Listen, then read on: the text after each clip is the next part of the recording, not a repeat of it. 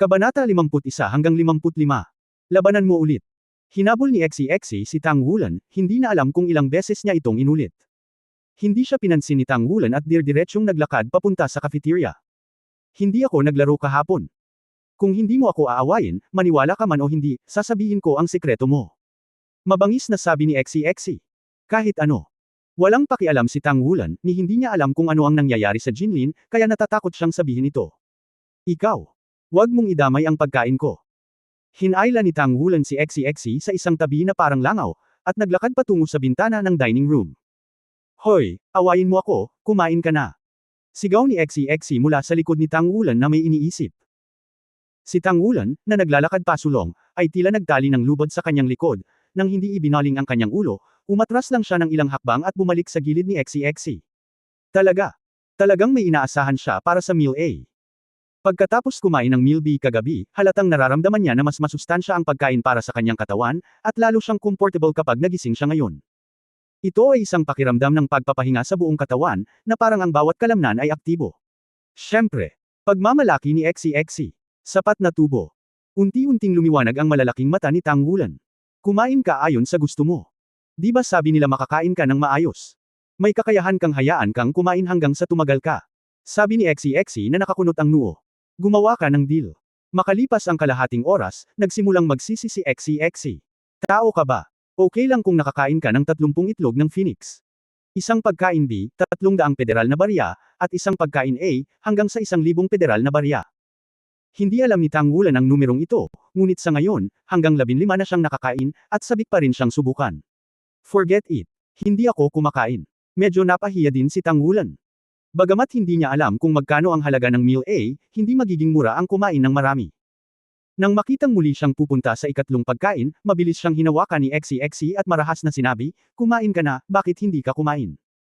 Ininsulto mo na ang aking katawan, at hindi mo na dapat insultuhan ang aking pagkatao. Kung nangako ako, tiyak na magagawa ko ito. Iba talaga ang pakiramdam ni Tang Wulan sa meal A. Hindi pa siya nakakain ng ganito kasarap.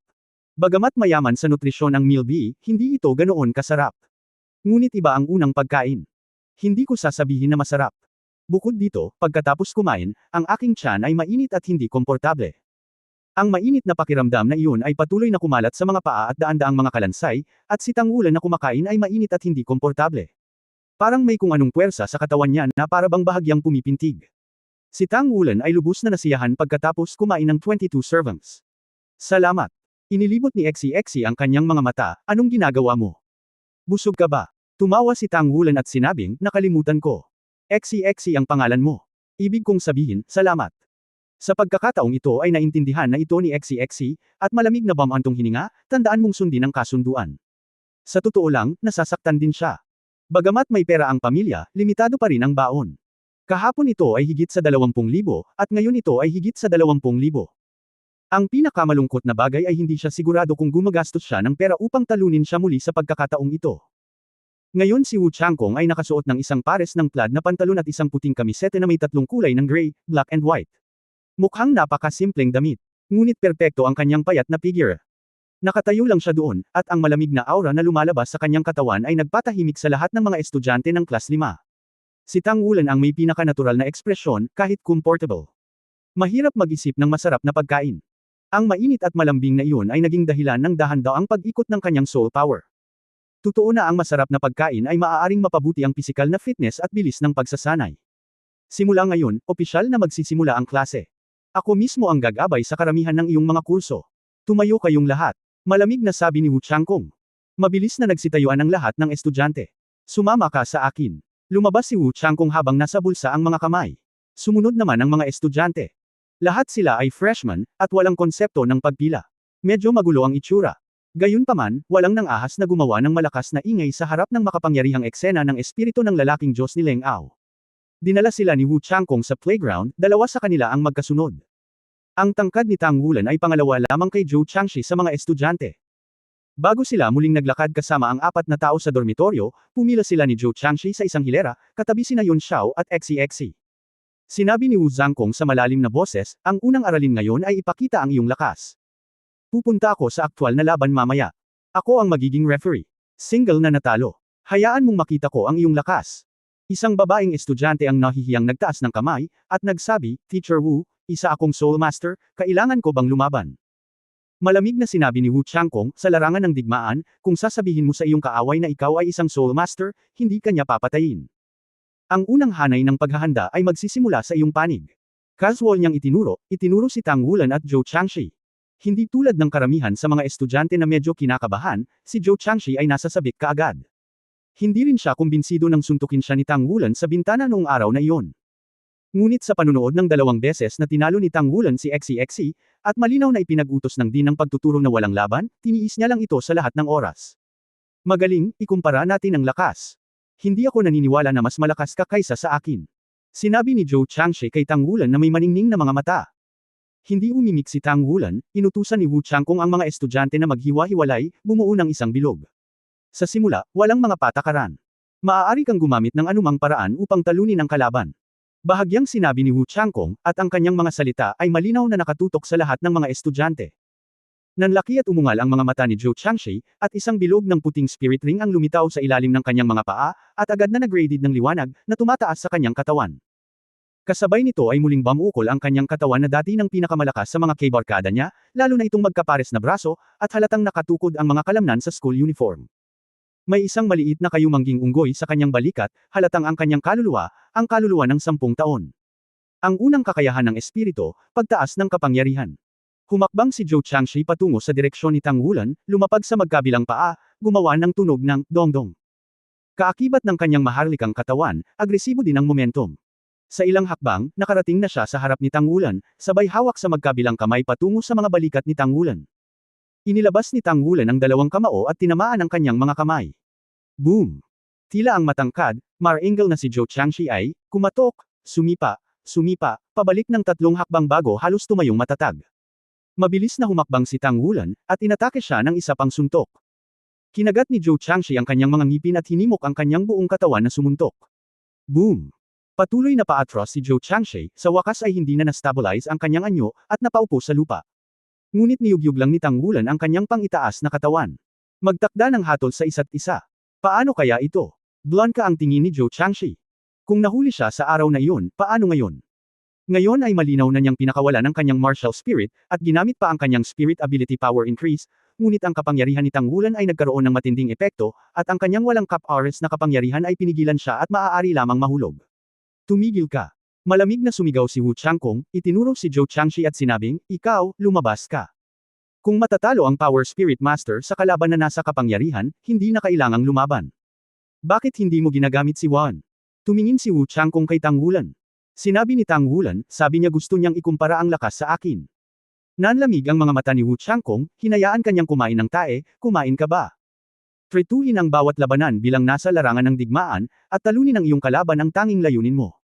Kailangang labanan ng leon ng kuneho ng buong lakas mo. Huwag bigyan ng pagkakataon ang iyong kalaban. Sulong, hintayin ang susunod na laro. Talo at labas, nanalo at pinagalitan. Biglang tumaas ang psychological pressure sa mga estudyante. Susunod na laro. Ang pangalawang pares na Neil Arrow ay sina Yun Xiao at XCXC, na nasa tabi ni Tang Wulan at Zhou Changshi. Mapait na ngumiti si Yun Xiao, at sinabi kay XCXC, maawa ka. Isa akong Oiliari Spirit Master. Hindi ko maiwasang lumaban. Sinabi ni XCXC, humihingi ako ng higit pang mga pagpapala. Simulan. Nang mag-utos si Wu Zhangkong, lumabas na si XCXC. Ang dilaw na halo sa ilalim ng kanyang mga paa ay naiilawan halos kasabay ng kanyang pagmamadali. Ang bilis ay napakabilis, at ang magaan na Dragon Dagger ay nagdala ng mabagsik na gininto ang liwanag at dumating sa harap ni Yun Xiao halos kaagad. Ngunit sa sandaling ito, isang kakaibang eksena ang lumitaw, ang katawan ni Yun Xiao ay kumislap ng puting liwanag, at karamihan sa mga estudyante ay naramdaman lamang na may bulaklak sa kanilang harapan, at ang suntok na siguradong mananalo ni XCZZ ay talagang damapo sa bakanteng espasyo. 2 beses na nag-away sina Tang Wulan at XCXC, at nangako sa kanya na lalaban muli. Masyado siyang nakatutok sa labanang ito. Nalaman niya na sa sandaling sumugod si XCXC kay Yun Xiao, kung ano ang nasa kamay ni Yun Xiao. Nagliwanag ang mga bagay-bagay, at pagkatapos ay nagbago ang posisyon ng dalawa, at natural na bumagsak ang pag-atake ni XCXC. Ngunit napakabilis ng reaksyon ni XCXC. Nalaman niya na sa parehong oras na nawala ang kalaban sa kanyang harapan, ang magaan na sandang ng dragon ay naputol na, ang kanyang braso ay nagpakita ng isang hindi kapani-paniwalang anti-joint na estado, at isang liwanag at anino ang nagpo-protekta sa kanyang likod. Isang beses lang ginamit ni Yun Xiao ang kanyang kakayahan sa kaluluwa, ngunit binalot muli ng Light Dragon Dagger. Ang kanyang kakayahan sa espiritu ay hindi maaaring gamitin ng tuloy-tuloy. Nang makitang laslasin na siya ng Guanglong Dagger, isang malaking kamay ang lumitaw, hinayla siya sa isang tabi. Tumigil ka. Lumingon si XCXC, binabantayan ng Light Dragon Dagger sa kanyang dibdib. Mabilis ang mga galaw ngunit hindi panik, at ang gwapong maliit na mukha ay puno ng nakamamatay na hangin. Sa kanyang gwapong hitsura, kumikinang ang mga babaeng estudyante sa klase. Okay lang, promoted ka na. Tumango si Wu Changkong kay XCXC, at pagkatapos ay bumaling kay Yun Xiao, pumili ka ng magandang panahon para i-activate ang iyong kakayahan sa kaluluwa, ngunit namali ka pa rin sa pagkalkula ng lakas ng iyong kalaban. Pagkatapos na ma-activate ang kakayahan ng kaluluwa, dapat mong hilahin ito ng mabilis. Magbukas ng distansya. Dahil ang Oiliari Spirit Master ay pinigilan ng maliksi na uri ng pag-atake ng Espiritu Master, kailangan niyang subukan ang kanyang makakaya upang makaligtas. Oo, salamat guro. Hawak ni Yun Xiao ang isang disk sa kanyang kamay, na may maraming komplikadong linya dito. Nakinig siya sa mga salita ni Wu Changkong, ngunit ang iniisip niya sa oras na ito ay, paano hinarap ni Tang Wulan ang kanyang mukha sa napakalakas na XCXC. Ang mga katotohanan ay nagpatunay na ang mga guro ng Donghai College ay napaka-visionary pa rin kapag sila ay nahahati sa mga klase. Sa mga sumunod na patimpalak, halos lahat ng laro ay pinagalitan ni Wu Changkong. Sa lahat ng 20 mag-aaral, 8 ang Soul Masters, na walang anumang kakayahan sa pakikipaglaban, at ang kanilang mga Oiliari na kakayahan ay napakawalang lasa. Sa mga Spirit War Masters, mayroong 3 Waste Martial Arts Spirit na malapit sa level ni Lan Yingkao. Sa kompetisyon, 2 Soul Masters na walang kakayahan sa pakikipaglaban ang nakatagpo pa. Tinulak mo ako at tinutulak kita. Bagamat matagal nang nahulaan ni Wu Changkong na ang kabuuang kalidad ng mga mag-aaral sa Class 5 ay magiging mahina, hindi niya inaasahan na ito ay magiging masama. Kung ito ay hindi sa pilitan edukasyon, maraming mga mag-aaral dito ay talagang walang kabuluhan upang magpatuloy sa pagsasanay, at imposibleng umabot kahit sa ika-20 na antas. Sa paghusga sa kasalukuyang sitwasyon, sa mga estudyanteng ito, ang medyo nakakasilaw lang ay si XCXC. Simula sa second round, kayong dalawa ang mag-away. Sinabi ni Wu Changkong na may malungkot na mukha, at itinuro na ito ay si Tang Wulan at isang babaeng estudyante. Ito ay isang napakapitit at magandang babae na may maikling mapusyaw na asul na buhok at malalaking mata. Hindi maiwasan ni Tang Wulan na isipin si Nair nang makita siya nito. Malabo niyang naalala na ang babaeng kaklase na ito ay pinangalan ng Li Chushui, at si Wan ay isang pusa. Simulan. Medyo nahihiya si Li Chushui, at tumango kay Tang Wulan bago pinakawalan ang kanyang martial soul. Ang bahagi ng light blue na maikling buhok ay naging puti. Sa 2 orihinal na asul na mata, ang isa ay naging berde, isang puting spirit ring ang tumaas sa ilalim ng kanyang mga paa, at isang cute na maliit na puting pusa ang lumitaw sa kanyang mga balikat. Tumubo ang mga puting buhok sa magkabilang palad, at ang mga matutulis na kuko ay lumabas mula sa mga daliri. Bahagyang bumagsak ang itaas na katawan, at mabilis na sumugod patungo sa direksyon ni Tang Wulan. Napakagaan ng kanyang mga galaw, at napakabilis din ng kanyang bilis. Sa huling laro, nanalo siya sa pamamagitan ng kanyang bilis. Tulad ni XCXC, isa rin siyang War Spirit Master ng sensitibong uri ng pag-atake. Sa mga pagpuna ni Wu Changkong noon, inilabas kaagad ni Tang Wulan ang kanyang martial soul sa pagkakataong ito. Bumulwak ang mga asul na pilak na damo mula sa kanyang mga palad, at ang maliit na damong ahas ay gininto ang liwanag na pumapalibot sa kanyang palso. Matapos itong gamitin ng tuloy-tuloy nitong mga nakaraang araw, pamilyar na siya sa mga kasanayan sa espiritu ng pagkakasalubong. Matapos mailabas ang pinong-puno ng baging na asul na pilak na damo, hindi ito humarap sa kalaban, bagkus ay nag-intertwine sa kanyang harapan sa isang hindi regular na malaking lambat at tumayo sa kanyang harapan. Hindi kalayuan. Kung patuloy na sumugod si Li Chushui, babagsak siya sa lambat na ito. Siya ay tila medyo duwag, ang kanyang pasulong na paggalaw ay biglang huminto, at ang lahat ng kanyang mga paa ay lumapag ng sabay-sabay, nang walang anumang ingay, ang kanyang katawan ay tumalon sa gilid, tila sinusubukang tumalikod at atakihin si Tang Wulan mula sa gilid. Si Tang Wulan ay nagdusa mula sa pagiging malapit ni XCXC. Alam na alam niya na kapag nilapitan siya ng ganitong uri ng Agile Attack Type War Spirit Master, sa sarili niyang bilis, hindi niya mapigilan ang pag-atake ng kalaban. Kaya naman, mabilis siyang tumalikod at pinakilos si Lan Yingkao upang patuloy na mapanatili ang kaparehong estado gaya ng dati, naghihintay na tumama ang kalaban sa lambat. Si Li Chushui ay patuloy na nagbabago ng direksyon, sinusubukang hanapin ang mga kapintasan, tinitigan siya ni Tang Wulan ng nakakapasong mga mata, at naghintay ng hindi nagmamadali. Naniniwala siya na ganoon din ang pagpapalabas ng diwa ng martial arts, ang kabilang partido ay mabilis na gumagalaw, naghihintay lamang, at ang konsumo ay dapat na mas mababa kaysa sa kanya. Kung sakaling hindi ko pa na-control ang asul na pilak na damo ng maayos, ang static na pagpepreno ang pinakamahusay na pagpipilian. Habang patuloy na nagbabago ng mga posisyon, patuloy ding inaayos ni Tang Wulan ang kanyang asol na pilak na lambat ng damo, ginagawa itong mas at mas regular, at ganap na pinupunan ang anumang posibleng mga kapintasan. Ang asol na pilak na damo ay kumikinang sa kristal na kinang, at si Tang Wulan ay hindi sinasadyang natuklasan na sa ugat ng asol na pilak na damo sa kanyang palad, ang maninipis na gintong mga linya ay lumitaw. Pagkatapos ng lahat, si Li Chushui ay 9 na taong gulang lamang na bata, at ang kanyang karanasan sa pakikipaglaban ay hindi mayaman. Gaya ng inaasahan ni Tang Wulan, patuloy siyang kumikilos ng napakabilis upang hanapin ang mga pagkukulang ng kalaban, at mayroon lamang siyang 11 antas ng kapangyarihan ng kaluluwa na mabilis na naubos. Hindi na makapaghintay, maghintay pa, at hindi na niya masusuportahan ng matagal ang pagpapalabas ng mga kakayahan ng espiritu. Kinagat ni Li Chushui ang kanyang mga ngipin, biglang bumilis, naglakad-lakad sa likod ni Tang Wulan, at sabay-sabay na sumugod, at ang puting espiritong singsing sa kanyang katawan ay lumiwanag din. Kumaway ang isang pares ng matutulis na kuko, naputol ang 2 puting matengkad na talam, na humahanggaw pasulong, ang sariling katawan ay sumunod na malapit sa likuran. Si Tang Wulan ay syempre hindi kasing bilis ng sa kanya, ngunit tumalikod lang siya, at ang mga galaw ay mas simple kaysa sa kanya. Mabilis na nagtipon si Lan Yingkou at nag-condense. 2 puting matengkad na blades ang naglaslas sa asol na pilak na damo na mabilis na nagtipon, na kilala bilang Waste Martial Arts Spirit. Ang haka-haka na asol na pilak na damo ay nasira at hindi lumitaw, isang mahinang halo lamang ang kumikislap sa asol na pilak na damo, ang 2 light blades ay nawala, at pagkatapos ay tumakbo si Li Chushui dito. Ang maninipis na asol na baging ay buhol-buhol, tinali ang kanyang maliit na katawan sa loob.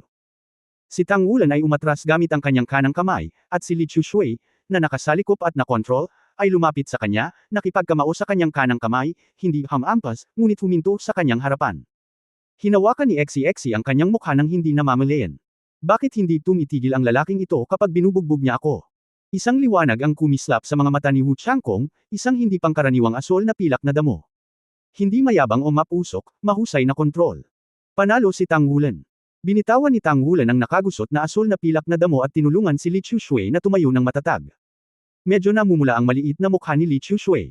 Nakatingin sa malalaking mata ni Tang Wulan na malapit sa kamay, nahihiyang sinabi niya, "Salamat." Ngumiti pabalik si Tang Wulan, at tumangala si Li Chushui, naramdaman lamang na ang kanyang ngiti ay tila puno ng sikat ng araw. Sa susunod na ikalawang round, maayos na natalo ni Xie ang kanyang kalaban. Pagkatapos ng round na ito, 5 manlalaro ang natitira.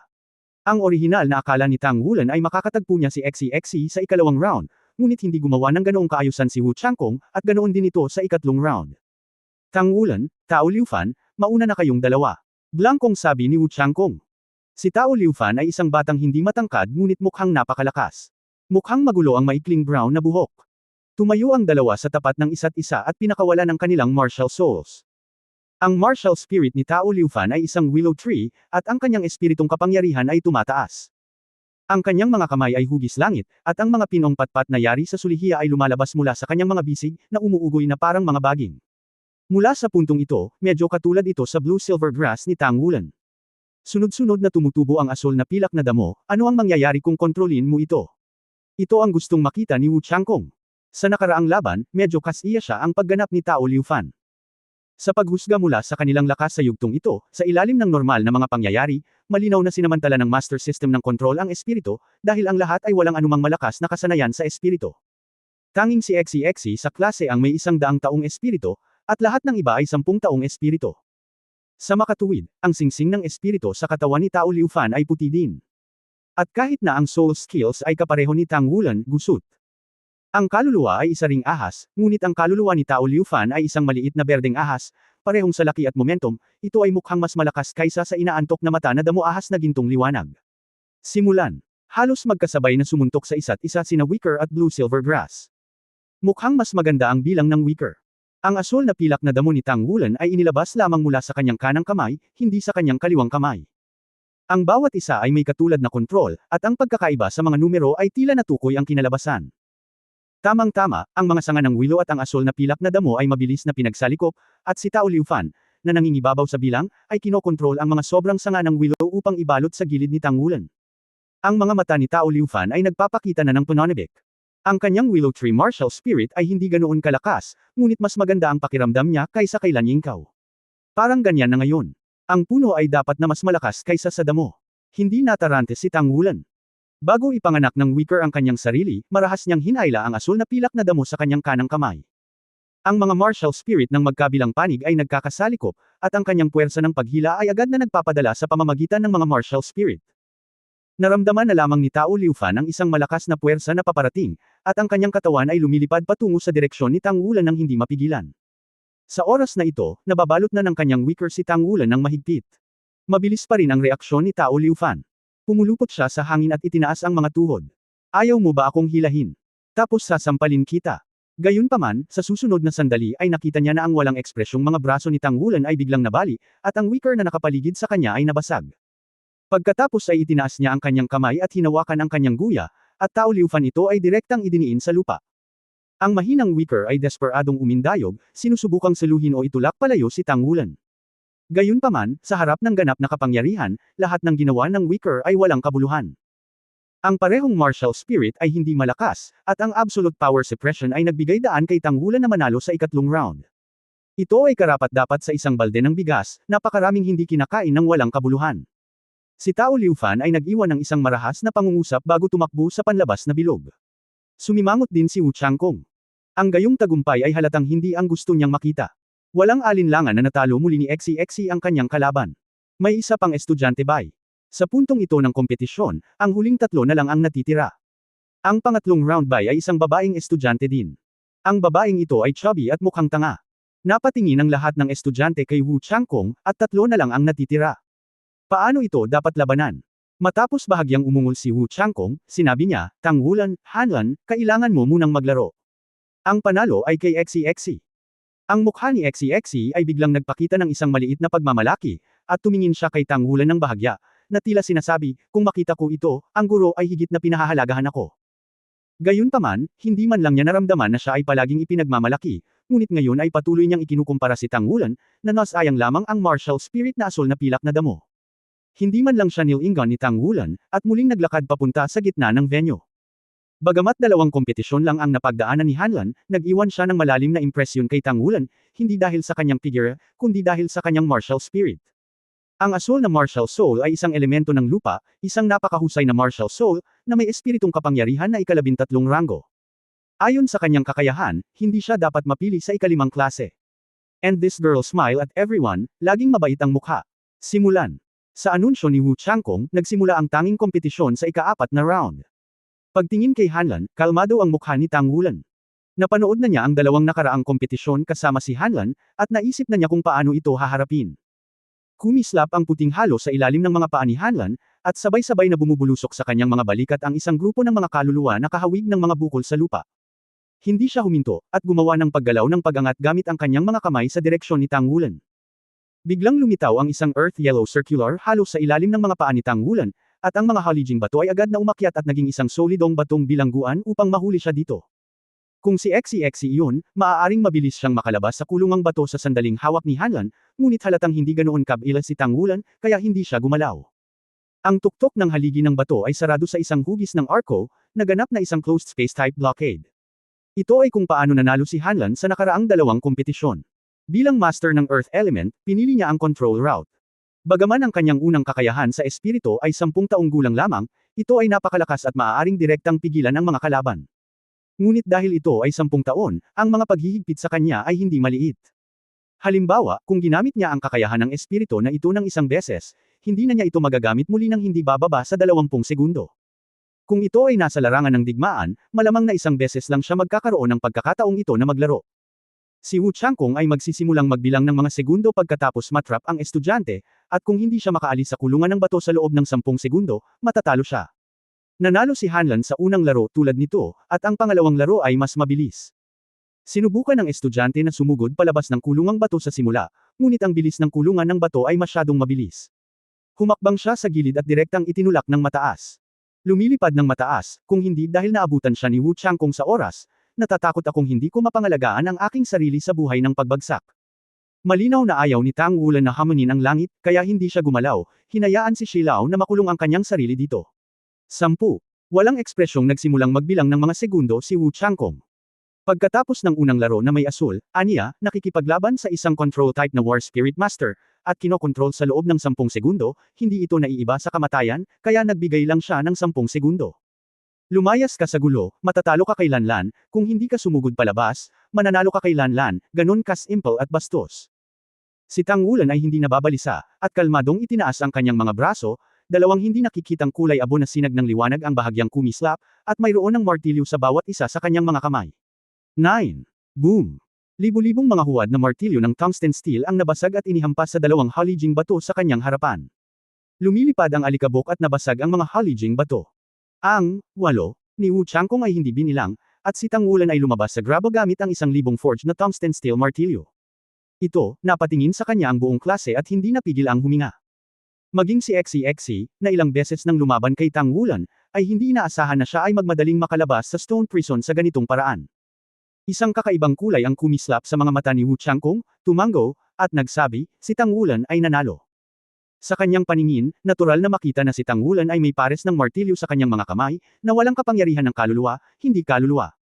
Patnubay. Higit pa rito, kahit na ito ay isang soul guidance device, na may soul power cultivation base ng Tang Wulan, anong antas ang maaari nitong pukawin? Ang lakas talaga ng batang ito. Nanlaki ang mata ni XCXC, itong lalaking ito, noong inaway niya ako noon, nagtago pa siya. Sa katunayan, si Tang Wulan ay talagang hindi isang Tibetan. Hindi niya naisip na gumamit ng forging martilyo upang labanan. Ngayon, ito ay dahil sa pagkasira ng lakas kaya kinuha niya ang kanyang sariling libong huwad na tungsten steel martilyo. Hindi niya inaasahan ang isang matagumpay na suntok. Napakatalino. Sinabi ni Wu Changkong kay XCXC, XCXC, ikaw na. Tumalon si XCXC sa gitna ng venue, ngunit nakaramdam siya ng kaunting panlulumo. Ang taong ito ay kumain ng napakaraming pera sa umaga. Alam niyang kaya niya itong kalabanan muli sa klase, kaya bakit mo pa siya aanyayahan sa isang kainan? Lumingon si Tang Wulan sa kanya na may dalawang martilyo sa kanyang kamay, humarap kay XCXC, talagang hindi siya sigurado. Bagamat nanalo siya noong nakaraan, napanalunan din niya ito ng kahanga-hanga.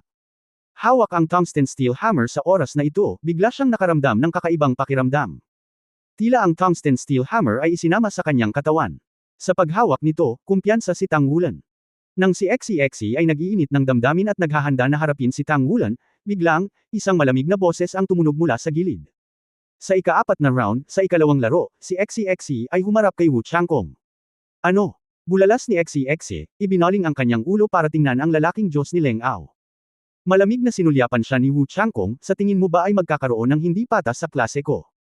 Sinasamantala mo ang aking pag-atake at pagkatapos ay lalabanan mo si Tang Wulan. Nakatulala si XCXC sa kanya, Teacher Wu, niloloko mo ba ako? Isa kang guro. Naglalakad na si Wu Changkong sa gilid ni Tang Wulan sa oras na ito, kumaway sa kanya, at umatras si Tang Wulan sa isang tabi gamit ang isang martilyo. Tinapik ni Wu Changkong ang kanyang baywang gamit ang kanyang kanang kamay, at direktang kinalas ang sinturon ng kanyang pantalon. Guro, ano ang gagawin mo? Maingat na napaatras si XCXC ng dalawang hakbang, ngunit hindi nagtagal ay natuklasan niyang fit na fit ang pantalon ni Wu Changkong, at walang bakas ng pagkalaglag kahit na tinanggal niya ang kanyang sinturon. Niyugyug ni Wu Changkong ang kanyang palso at ang kanyang sinturon ay nakaunat ng tuwid. Mahina niyang sinabi, hindi ko pa kakawala ng martial soul, kailangan mo lang kunin ang aking espada. Gaya ng sinabi niya, humakbang siya gamit ang kaliwang paa, at nakaharap na ang belt sword sa kamay niya. Sinaksak ni XCXC. Ang aktwal na karanasan sa pakikipaglaban ni XCXC ay masasabing pinakamayaman sa mga estudyante sa klase. Agad na pinakawala ng kanyang espiritu, at ang kanyang katawan ay umatras na parang kidlat. Joke, hindi ba malakas kung hindi mo pinakawala ng martial soul mo? Sa suporta ng kapangyarihan ng espiritu, walang pagkakaiba sa pagitan ng isang sinturon at isang matalim na espada. Takbo muna tayo. Si XCXC ay lubos na nagtitiwala sa kanyang bilis, at habang umaatres, ang magaan na dragon dagger ay nakatayo sa kanyang harapan. Gayunpaman, isang eksenang ikinagulat niya ang nangyari. Mabilis siyang umaatres, ngunit laging nasa harapan niya ang belt sword ni Wu Zhangkong.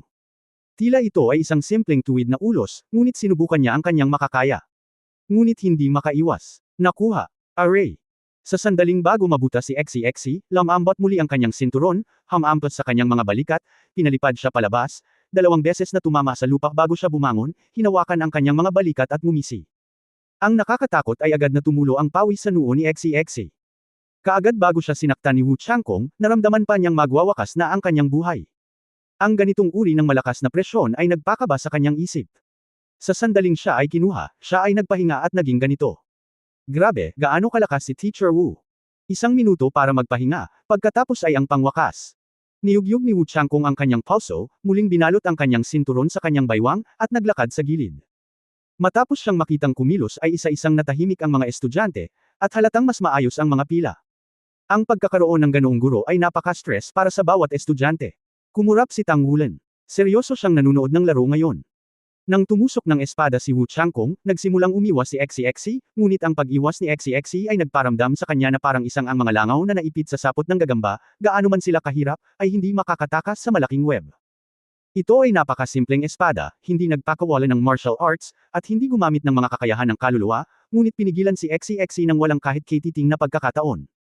Anong cultivation base ito?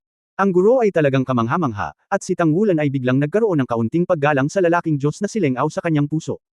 Habang humahanga, tahimik niyang binawi ang soul guide camera sa Shen Yinwan.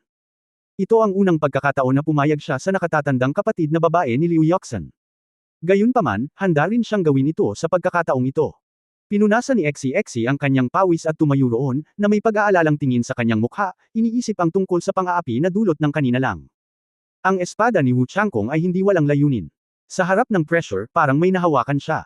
Naramdaman niya ang katulad ni Tang Wulan. Tila iisa lang ang espada ni Wu Changkong, ngunit hinarang ng Chi Machine ang lahat ng kanyang pag-atres, at ang pagdikit sa kanya ay hindi nagbigay sa kanya ng pagkakataong makatakas. Sa kasong ito, ano ang dapat kong gawin kung gusto kong magmadaling lumabas? Sandali lang, maghanda ka na. Muling itinaas ni XCXC ang kanyang ulo at tumingin kay Tang Wulan na may hawak na double hammer. Si Tang Wulan ay nakatingin din sa kanya. Sa kabuuan, ito na ang kanilang ikatlong laban. Sa nakaraang 2 beses, napakalungkot ng mga resulta ni XCXC, at medyo natatakot na siya kay Tang Wulan. Malinaw pa rin niyang naaalala ang kumikinang na gintong liwanag, at sa pagkakataong ito ay nagpasya siyang maging maingat. Simulan. Sa utos ni Wu Zhangkong, nagsimula ang huling showdown sa pagitan ng unang baitang at 5 klase. Inilabas ni XCXC ang kanyang martial soul, at ang Light Dragon Dagger ay kumikislap sa kanyang palad, ngunit hindi siya nagmamadaling pumunta kay Tang Wulan, ngunit naglakad-lakad sa gilid. Inilabas din ni Tang Wulan ang asul na pilak na damo sa unang lugar.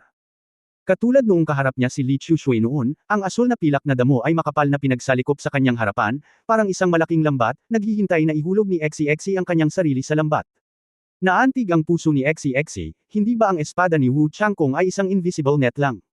Ang guro ba ay nagpapakita sa akin kung paano basagin ang asul na pilak na lambat ni Tang Wulan? Ngunit, guro, hindi mo ba alam, ang asul na pilak na damo ng taong ito ay hindi pangkaraniwang matigas, at hindi ito masyadong maganda para sa mga pambihirang tagumpay. Sa unang pagkakataon na lumaban siya kay Tang Wulan, nagdusa siya sa maling pagkalkula ng lakas ni Lan Yingkao. Bilang resulta, si Tang Wulan ay natangay ng suntok. Ngayon ang taong ito ay hindi gumagamit ng kamao, ngunit isang martilyo. Ito ay tatama sa mukha. Sa pagtingin sa itim at maliwanag na tungsten steel hammer, biglang naramdaman ni XCXC na hindi gumaling. Si Tang Wulan ay hindi naiinip o naiinip, tahimik na naghihintay kay XCXC na kumilos. Patuloy na nagbabago ng direksyon, nananatili kay XCXC. Sa katunayan, alam niya sa kanyang puso na magkaiba sina XCXC at Li Chushui. Salamat sa soul power ni XCXC, kung ito ay nauubos ng ganito, malamang na siya mismo ang hindi muna makakapagpapanatili nito. Gayunpaman, hindi nagmamadali si Tang Wulan. Inaasahan din niya ang muling paglitaw ng mga gintong kaliskis na minsang lumitaw sa ilalim ng pag-atake ni XCXC. Gumalaw pa rin si XCXC, at pagkatapos ng 3 lap sa paligid ni Tang Wulan, bigla siyang tumilapon na parang kidlat. Ang asul na pilak na damo sa harap ni Tang Wulan ay bumukas kaagad, na humaharang sa lahat ng kanyang posibleng mga rutang nakakasakit. Ang punyal ng Guanglong ay inindayog, at isang talam ng liwanag ang lumipad. Puff! Ang liwanag ng talam ay bumagsak sa asul na pilak na damo, at agad na naging halo upang mawala, at ang asul na pilak na damo ay tumulo ng malabong asul na alon, na bahagyang natunaw ang suntok. Ngunit ang kapangyarihan ng kaluluwa sa katawan ni Tang Wulan ay nawala din ng kaunti. Bahagyang tumaas ang kilay ni Wu Changkong. Ang ibig sabihin ng pag-atake ni XCXC ay para makita ng guro na ang asul na pilak na damo ni Tang Wulan ay hindi pangkaraniwan. Walang kahirap-hirap sa isang suntok, mabilis siyang umatras at muling humiwalay. Hindi rin na-control ni Tang Wulan si Lan Yingkao na habulin din siya. Ang bilis ni XCXC ay masyadong mabilis, at ang kanyang mga kasanayan sa pag-iwas ay kamangha-mangha. Kapag nabigyan siya ng pagkakataon, malamang nasa harap niya agad ang lalaking ito. Si XCXC ay nagpakita rin ng nakakagulat na pasyente sa pagkakataong ito, patuloy na lumilingon kay Tang Wulan, naghahanap ng mga pagkakataon. Ang 18 antas ng kapangyarihan ng espiritu ay nagbigay sa kanya ng maraming oras. Paminsan-minsan ang pag-atake kay Lan Yingkao ni Tang Wulan ay tataboy ng isang suntok. Unti-unting lumitaw ang isang ngiti sa mukha ni XCXC, dahil naisip na niya na ang kapangyarihan ng espiritu ni Tang Wulan ay pang-11 antas lamang. Bagamat kakaiba si Lan Yingkao, ngunit dahil sa malaking agwat sa kapangyarihan ng espiritu, nakita niya ang bukang liwayway ng tagumpay, hanggat naubos ang kanyang asol na pilak na damo, ano ang maaari niyang gamitin upang labanan ang kanyang sarili. Ang oras na ginugol nila sa laban na ito ay mas mahaba kaysa sa lahat ng naunang laban, hindi nagmamadali si Wu Changkong, at niyakap niya ang kanyang mga kamay sa harap niya, tahimik na nanunood. Sa wakas ay halos maubos na ang espiritong kapangyarihan ni Tang Wulan, at kinailangan niyang bawiin ang kanyang blue-silver grass. Sa sandaling siya ay umatras, si XCXC ay halos lumipad palayo, at umabot sa kanyang tagiliran, kasama ang magaan na dragon dagger sa kanyang kamay na humahampas sa kanyang likod. Sa bilis ni XCXC, lohikal na sinabi ni Tang Wulan na walang posibilidad na umiwas. Pero, ding! Sa malutong na tunog at kislap, dumaan sina XCXC at Tang Wulan. Ang kanyang light dragon dagger ay hindi tumama kay Tang Wulan. Bahagyang ipinikit ni Tang Wulan ang kanyang mga mata, na para bang pumasok siya sa isang espesyal na estado, gamit ang kanyang kaliwang kamay na Thousand Forged Tungsten Steel Hammer na nasa likod ng kanyang backhand, na humaharang lamang sa suntok ni XCXC. Si XCXC, na hindi naniniwala sa kasamaan, ay umikot sa kabilang panig at gumawa ng panibagong hiwa. Dang! Katulad ng dati, ang iba pang casting hammer ni Tang Wulan ay tumpak na hamarang sa kanyang pangalawang pag-atake. Paano ito mangyayari? Kailan ba naging napakabilis ng kanyang bilis? Ang mga mata ni XCXC ay puno ng hindi kapani-paniwalang kulay. Hindi kaya nagkukunwaring baboy ang lalaking ito at kumakain ng tigre. At natalo ako sa mga baboy sa dalawang nakaraang laban sa kanya. Oo, bilis. Sa panahon ng paghaharap ni Tang Wulan at XCXC, iniisip niya kung ano ang magagamit niya upang labanan ang bilis ni XCXC. Ang kalaban ay isang sensitibong uri ng pag-atake na Espiritu Master, at hindi mahalaga kung ito ay isang control o uri ng lakas na Soul Master, hindi siya maaaring makipagkompetensya sa kalaban sa bilis. Kung magpapatuloy ito, walang alinlangan na matatalo ka, at hindi ka laging umaasa sa panandaliang gininto ang sukat na iyon. Habang nag-iisip siya, biglang may kumislap na liwanag sa isip niya. Sa body speed, dapat hindi ko kayang pantayan ang kalaban, pero mabilis din ang takbo ko, ibig sabihin, Forgem. Matapos ang 3 taong pagpapanday ay umabot na sa antas ng katawan at martilyo ang kanyang pagiging pamilyar sa pagpapanday ng martilyo, lalo na pagkatapos ng surge ng lakas, mas lumakas pa ang pakiramdam na ito. Kung gagamit ka ng isang mabigat na Thousand Forged Heavy Silver Hammer, hindi siya nakahihigit sa bilis, ngunit may bigat na Thousand Forged Tungsten Steel Hammer, sapat na siya para lumipad ito. Katulad ng nakaraang pagtatasa sa Forge Association. Nasilaw niya ang isang pares ng tungsten steel hammers. Isipin mo siya bilang isang piraso ng metal. End of this chapter. Abangan ang susunod na kabanata.